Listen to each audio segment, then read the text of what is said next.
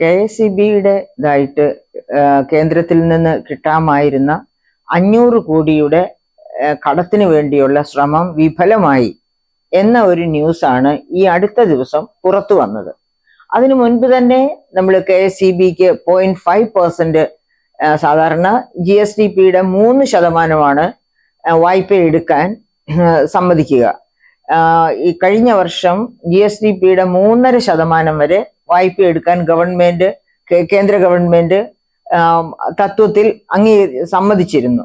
ആ 0.5% എന്ന് പറയുന്നത് ഇലക്ട്രിസിറ്റി സെക്ടറിൽ കൊണ്ടുവരേണ്ട പരിഷ്കരണങ്ങൾ പൂർത്തിയാക്കുന്നതിന്റെ മുറയ്ക്ക് 0.5% വായ്പ എടുക്കാൻ കൂടി അനുവാദം നൽകാം എന്നായിരുന്നു.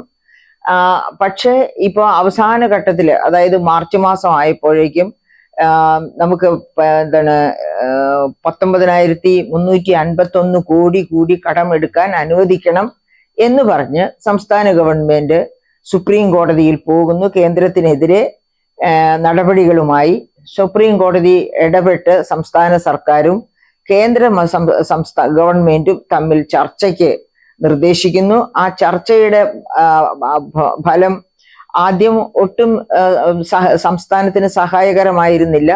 അതായത് കേസ് സുപ്രീം കോടതിയിൽ നിന്ന് പിൻവലിച്ചാൽ മാത്രമേ കടം എടുക്കാൻ സമ്മതിക്കൂ. 13,608 കോടി കേരളത്തിന് അർഹതയുണ്ട്. അത് കടമെടുക്കാൻ സമ്മതിക്കണമെങ്കിൽ സുപ്രീം കോടതിയിൽ കൊടുത്തിരിക്കുന്ന അഫിഡവിറ്റ് പിൻവലിക്കണം എന്നായിരുന്നു കേന്ദ്രത്തിന്റെ നിർദ്ദേശം. പക്ഷെ അപ്പോ ഇക്കാര്യം ചൂണ്ടിക്കാട്ടിയപ്പോൾ സുപ്രീം കോടതി സംസ്ഥാനങ്ങൾക്ക് എപ്പോൾ വേണമെങ്കിലും സുപ്രീം കോടതിയിൽ കേന്ദ്രത്തിനെതിരെ കേസ് ഫയൽ ചെയ്യാം. അതിന് ആർട്ടിക്കിൾ 130 കോൺസ്റ്റിറ്റ്യൂഷന്റെ ആർട്ടിക്കിൾ 130 അനുവദിക്കുന്നുണ്ട് എന്ന് ചൂണ്ടിക്കാട്ടുകയും അതിനെ സാധൂകരിക്കുകയും ചെയ്തു. എന്നിട്ട് സംസ്ഥാനത്തിന് കഴിയുന്ന സഹായം ചെയ്തു കൊടുക്കുക എന്നുള്ള തരത്തിലേക്ക് സുപ്രീം കോടതി വിരൽ ചൂണ്ടിയപ്പോൾ കേന്ദ്ര ഗവൺമെന്റ് 13,608 കോടി കടമെടുക്കാൻ, അതായത് നിരുപാധികം കടമെടുക്കാൻ സമ്മതിക്കുന്നു. നിരുപാധികം എന്ന് പറയുമ്പോൾ സുപ്രീം കോടതിയിലെ കേസ് പിൻവലിക്കാതെ കടമെടുക്കാം എന്നത് മാത്രമാണ് ഞാൻ ഉദ്ദേശിച്ചത്. അങ്ങനെ നിരുപാധികം 13,608 കോടി കടമെടുക്കാൻ സമ്മതിക്കുന്നു. അതിനനുസരിച്ച് സംസ്ഥാനം മുൻപോട്ട് പോകുന്നു. പക്ഷേ അതിലെ തന്നെ ഇലക്ട്രിസിറ്റി ബോർഡില് ഞാൻ നേരത്തെ സൂചിപ്പിച്ചല്ലോ, അതായത് 0.5% കടമെടുക്കാൻ അനുവദിച്ചത് ഇലക്ട്രിസിറ്റി മേഖലയിലെ പരിഷ്കരണങ്ങളെ നിർത്തിയായിരുന്നു. ആ പരിഷ്കരണങ്ങൾ പൂർത്തീകരിച്ചില്ല എന്നുള്ളതും അതിന്റെ വരവ് ചെലവ് കണക്കുകൾ മറ്റെല്ലാ കാര്യങ്ങളും വേണ്ട രീതിയിൽ കൃത്യമായി കൈകാര്യം ചെയ്ത് പൂർത്തീകരിച്ചില്ല. അതായത് സാധാരണ സംസ്ഥാന ഗവൺമെന്റ് ചെയ്യുന്ന ആ പ്രോജക്റ്റിന്റെ യൂട്ടിലൈസേഷൻ സർട്ടിഫിക്കറ്റ് കേന്ദ്രത്തിൽ എത്തണം. അതോടൊപ്പം തന്നെ കൺട്രോളർ ആൻഡ് ഓഡിറ്റർ ജനറലുടെ ഓഡിറ്റ് റിപ്പോർട്ട് കൂടി ഇതിനെ ശരിവെക്കുന്ന രീതിയിൽ കേന്ദ്രത്തിൽ എത്തിയാലാണ് പ്രശ്നങ്ങളില്ലാതെ ഫണ്ട് റിലീസ് ചെയ്യുന്നത്. അപ്പം അതൊന്നും സംഭവിച്ചിട്ടില്ലായിരുന്നു. അതിന്റെ പ്രധാനപ്പെട്ട കാരണം ഇലക്ട്രിസിറ്റി മേഖലയിലെ പരിഷ്കരണം നല്ലവണ്ണം നടത്തി. പക്ഷെ അവസാനം സ്മാർട്ട് മീറ്റർ ഘടിപ്പിക്കുക, അത് ടോടെക്സ് മോഡൽ എന്ന് പറഞ്ഞാൽ ഒരു കമ്പനി മറ്റ് സംസ്ഥാനങ്ങളിൽ നൽകിയ തരത്തിലുള്ള സ്മാർട്ട് മീറ്ററാണ് ടോടെക്സ് മോഡൽ. ആ ടോടെക്സ് മോഡൽ സ്മാർട്ട് മീറ്റർ ഘടിപ്പിക്കാൻ കേരളത്തിലെ ഇലക്ട്രിസിറ്റി ബോർഡിന്റെ തൊഴിലാളി യൂണിയനുകൾ വിമുഖത കാണിച്ചു. അവര് നിലപാടെടുത്തത് ഇവിടുത്തെ ഇലക്ട്രിസിറ്റി ബോർഡ് തൊഴിലാളി യൂണിയനുകളും മറ്റ് പബ്ലിക് സെക്ടർ അണ്ടർടേക്കിങ്സിലെ മായി ചേർന്ന് ഒരു കൺസോർഷ്യം ഫോം ചെയ്യുമെന്നും ആ കൺസോർഷ്യം ഒരു പുതിയ തരം സ്മാർട്ട് മീറ്റർ രൂപകൽപ്പന ചെയ്ത് നിർമ്മിച്ച് ആ സ്മാർട്ട് മീറ്റർ കേരളത്തിൽ ഉപയോഗിക്കും എന്ന നിലപാടെടുത്തിരുന്നു. പക്ഷെ അവസാനം ഈ 4,866 കോടി കിട്ടാതെ പോകും എന്ന അവസ്ഥ വന്നപ്പോൾ അവരുടെ മേൽ സമ്മർദ്ദമുണ്ടായി. അങ്ങനെയാണ് അവസാനം സ്മാർട്ട് മീറ്റർ ഒരു പരിധി വരെ ഘടിപ്പിച്ചു കഴിഞ്ഞു. പക്ഷെ ഘടിപ്പിക്കാൻ ഏറ്റു. അങ്ങനെ അത് നടത്തിക്കൊണ്ട് അത് പൂർത്തീകരിക്കുന്ന ആ ഘട്ടത്തിലേക്ക് മാറിക്കൊണ്ടിരിക്കുമ്പോഴാണ് ഈ കോടതിയും കേസും ഒക്കെയായി അവസാനം നിരുപാധികം ഈ വായ്പ എടുക്കാൻ സമ്മതിക്കുന്നു എന്ന് വന്നത്. പക്ഷേ അപ്പോഴേക്കും ഇതാ ധനവർഷം തീരുന്നു. ഈ ധനവർഷത്തെ അവസാനത്തെ ചൊവ്വാഴ്ച, അതായത് റിസർവ് ബാങ്ക് വഴി സംസ്ഥാനത്തിന് കടപ്പത്രങ്ങൾ ഇറക്കി കടമെടുക്കാവുന്ന അവസാനത്തെ ചൊവ്വാഴ്ചയാണ് ഈ 26-ാം തീയതി എന്ന് പറയുന്ന ചൊവ്വാഴ്ച. ഇനി അടുത്ത ധനവർഷത്തിലെ ആദ്യ ചൊവ്വാഴ്ചയാണ് സംസ്ഥാനത്തിന് കടമെടുക്കാൻ പറ്റുക. ഈ കടം തന്നെയാണ് എങ്കിൽ പോലും എടുക്കാൻ പറ്റുക എന്നാണ്. അപ്പോൾ ഈ ധനവർഷത്തിൽ ഇനി ആ 4866 കോടി ഇലക്ട്രിസിറ്റി മേഖലയിലെ പരിഷ്കരണങ്ങളുടേതായിട്ടുള്ളത് കിട്ടുകയില്ല. അങ്ങനെ ധനപ്രതിസന്ധി അതിരൂക്ഷമായിരിക്കുന്ന സാഹചര്യത്തിലാണ് വേറൊരു 500 കോടി, ഈ 500 കോടി രൂപ സംസ്ഥാന സർക്കാരിന്റെ ഇവിടുത്തെ KSEB വഴിയായിട്ട് KSEBക്ക് കിട്ടേണ്ടതാണ്. പക്ഷേ അത് കേന്ദ്രത്തിന്റെ റൂറൽ ഇലക്ട്രിഫിക്കേഷൻ കോർപ്പറേഷൻ അത് അത് കൊടുക്കേണ്ട എന്ന് തീരുമാനിച്ചു. എന്തുകൊണ്ടാണ് കൊടുക്കേണ്ട എന്ന് തീരുമാനിച്ചത്? ആ തീരുമാനത്തിന് പുറകിലുള്ള കാര്യം, ഇവിടുത്തെ ഇലക്ട്രിസിറ്റി ബോർഡിന് പബ്ലിക് സെക്ടറിൽ നിന്ന്, അതായത് ഗവൺമെന്റ് അടക്കമുള്ള പൊതുമേഖലയിൽ നിന്ന് വലിയ കുടിശ്ശിക കിട്ടാനുണ്ട്. വലിയ കുടിശ്ശിക എന്ന് പറയുമ്പോൾ എത്രയാണ് കുടിശ്ശിക എന്ന് നമുക്ക് നോക്കാം. 2024-25 ബജറ്റിലെ ടേബിൾ A39 അതൊന്ന് നോക്കിയാൽ മതി. വെബ്സൈറ്റിൽ നമുക്കറിയാം, ഒരു തടസ്സങ്ങളുമില്ലാത്ത ഇലക്ട്രിസിറ്റി നികുതിയും ഡ്യൂട്ടിയും പിരിച്ചെടുക്കാനുള്ളത് എത്രയാണ് എന്ന് 3757.96 കോടി. അതായത് 2024-25 budget document, budget in brief എന്ന ഔദ്യോഗിക ഡോക്യുമെന്റിലെ A39 എന്ന ടേബിളിലാണ് ഈ കണക്കുള്ളത്. അതായത് ആകെ നമുക്ക് പിരിച്ചെടുക്കാനുള്ള കുടിശ്ശിക, നികുതി കുടിശ്ശിക, ഈ 2023-24 ധനവർഷത്തെ നികുതി കുടിശ്ശിക എന്ന് പറയുന്നത് 19,975 കോടിയാണ്.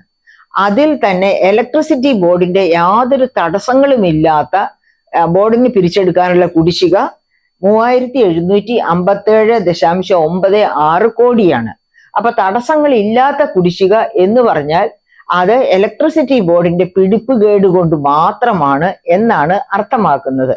പിടിപ്പുകേട് കൊണ്ട് മാത്രമാണ് എന്ന് അർത്ഥമാക്കുന്നു എന്ന് വെച്ചാൽ നമുക്കറിയാം, നമ്മളാണ് ഒരു പ്രാവശ്യത്തെ ഡ്യൂട്ടിയും നികുതിയും, ഇലക്ട്രിസിറ്റി നികുതിയും ഡ്യൂട്ടിയും അടയ്ക്കാതിരിക്കുന്നത് എങ്കിൽ ഏതാനും ദിവസങ്ങൾക്കകം നമ്മുടെ കണക്ഷൻ ഊരി ഫ്യൂസ് ആക്കും. നമുക്ക് പിന്നെ കണക്ഷൻ കിട്ടണമെങ്കിൽ ഫൈനും എല്ലാം അടച്ച് ഒന്നേന്നെ തുടങ്ങണം. മറിച്ച് ഈ പറയപ്പെട്ട കുടിശ്ശിക എന്ന് പറയുന്നത് കേരള വാട്ടർ അതോറിറ്റി തൊട്ട് ഉള്ള പൊതുമേഖലാ സ്ഥാപനങ്ങളുടേതാണ്, ഗവൺമെന്റ് ഓഫീസുകളുടേതാണ്. അപ്പൊ ഈ കുടിശ്ശിക കൊടുക്കണമെന്ന് സംസ്ഥാന ഗവൺമെന്റ് പൊതുമേഖലാ സ്ഥാപനങ്ങളും തീരുമാനിക്കേണ്ടതാണ്. ഇനി അവർ തീരുമാനിക്കുന്നില്ലെങ്കിൽ ഇലക്ട്രിസിറ്റി ബോർഡ് അവരുടെ കണക്ഷൻ വിച്ഛേദിക്കുന്നതിൽ പോലും, അതായത് സാധാരണ ഉപഭോക്താവിന്റെ കണക്ഷൻ വിച്ഛേദിക്കുന്നതിൽ അവർ കാണിക്കുന്ന ഔത്സുക്യം ഈ പബ്ലിക് സെക്ടർ ഓഫീസുകളുടെയും ഗവൺമെന്റ് ഓഫീസുകളുടെയും വൈദ്യുതി കണക്ഷൻ വിച്ഛേദിക്കുന്നതിലും അവർ കാണിക്കണം എന്നർത്ഥം. അങ്ങനെ കാണിക്കാതെ ഈ 3757.96 കോടി രൂപ കുടിശ്ശിക വരുത്തിയത് കൊണ്ടാണ് കേന്ദ്ര റൂറൽ ഇലക്ട്രിഫിക്കേഷൻ സെക്ടർ ഓഫീസ് ഇതുപോലെ ഈ 500 കോടി വായ്പ കൊടുക്കേണ്ട എന്ന തീരുമാനമെടുത്തത്.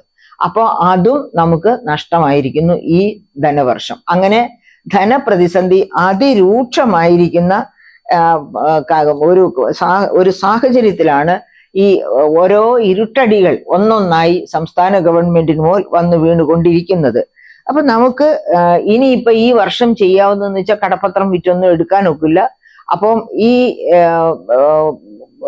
ഇപ്പൊ സംഭവിക്കാൻ പോകുന്നത് ഇന്നൊക്കെ നമ്മൾ വാർത്തകളിൽ കണ്ടു. അതായത് ഇലക്ട്രിസിറ്റി ബോർഡ് ജീവനക്കാരുടെ ശമ്പളവും പെൻഷനും ഒക്കെ തൽക്കാലത്തേക്ക് മുടങ്ങും. അതായത് ഇനി ഏതെങ്കിലും കടം, ഒന്നുകിൽ നേരത്തെ നമ്മൾ സൂചിപ്പിച്ച 4866 കോടിയുടെ വായ്പ തിരിച്ചു വരണം, പിന്നെ എല്ലാം പൂർത്തിയാക്കി അടുത്ത ധനവർഷം വന്നതിന് ശേഷം ആദ്യത്തെ ചൊവ്വാഴ്ചയോ മറ്റോ ആ കടം എടുക്കാൻ കഴിയണം.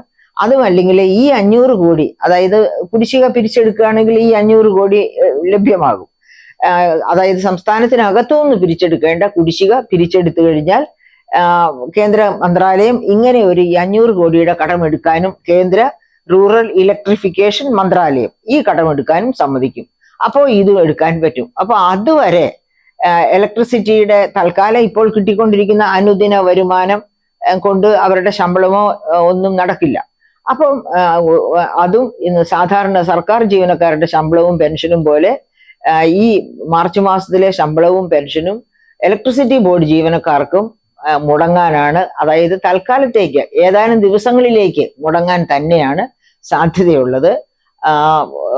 അതിന്റെ കാരണക്കാര് ഒരു വലിയ പരിധിവരെ ഇലക്ട്രിസിറ്റി ബോർഡിലെ ഉദ്യോഗസ്ഥർ തന്നെയാണ്, എംപ്ലോയീസ് തന്നെയാണ് എന്ന് അടിവരയിട്ടുകൊണ്ട് നമുക്കിത് അതായത് ഇങ്ങനെയല്ല വേണ്ടത്, ഇതിൽ മാറ്റം വരണം.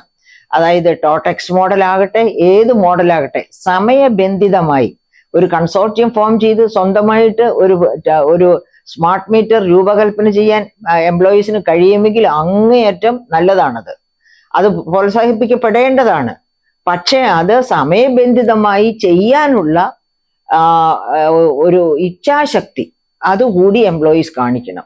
അങ്ങനെ കാണിച്ചത് നടപ്പാക്കിയിരുന്നെങ്കിൽ തീർച്ചയായും നമുക്കത് ഹാർദമായി സ്വീകരിക്കാൻ പറ്റുമായിരുന്നു. അങ്ങനെ ചെയ്യുന്നവർക്ക് അവാർഡ് വരെ കൊടുക്കേണ്ടതാണ്. അങ്ങനെയാണ് കാര്യക്ഷമതയും ഒക്കെ പ്രോത്സാഹിപ്പിക്കപ്പെടേണ്ടത്.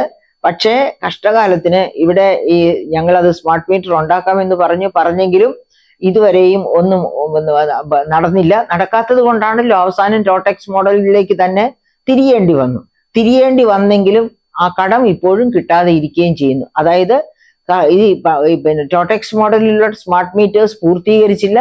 അതുകൊണ്ട് തന്നെ ആ 4866 കോടി ഇപ്പോഴും നമ്മുടെ ഉപാധിയായിട്ട് തന്നെ ഇപ്പോഴും നമുക്ക് കിട്ടുമെന്ന പ്രതീക്ഷയായിട്ട് തന്നെ കിടക്കുകയാണ്. ഇതിൽ നിന്നെങ്കിലും നമ്മുടെ ഇലക്ട്രിസിറ്റി ബോർഡ് എംപ്ലോയീസ് മാത്രമല്ല സംസ്ഥാനത്താകെയുള്ള എംപ്ലോയീസ് ഒരു പാഠം പഠിക്കുന്നത് നല്ലതായിരിക്കും. അവരാഗ്രഹിക്കുന്നത് പോലെ കാര്യങ്ങൾ നടക്കണമെങ്കിൽ അത് കാര്യക്ഷമതയോടുകൂടി തന്നെ ആഗ്രഹിക്കുകയും അതിനനുസരിച്ച് പ്രവർത്തിക്കുകയും ചെയ്യണം. അതല്ലാതെ നാളെ എന്ന് പറഞ്ഞ് ഇത് എപ്പോഴെങ്കിലും ചെയ്യാതിരിക്കാം, ഞങ്ങൾക്ക് കിട്ടേണ്ടത് ഇങ്ങ് പോരട്ടെ എന്ന ആറ്റിറ്റ്യൂഡ് തൊഴിലാളി യൂണിയനുകൾ ഒരിക്കലും കൈക്കൊള്ളാൻ പാടില്ല. കാരണം തൊഴിൽ ഉള്ളിടത്തോളം കാലം മാത്രമേ തങ്ങൾക്ക് ജോലിയുള്ളൂ എന്ന ധാരണ അവർ എപ്പോഴും മനസ്സിൽ സൂക്ഷിക്കേണ്ടതാണ്.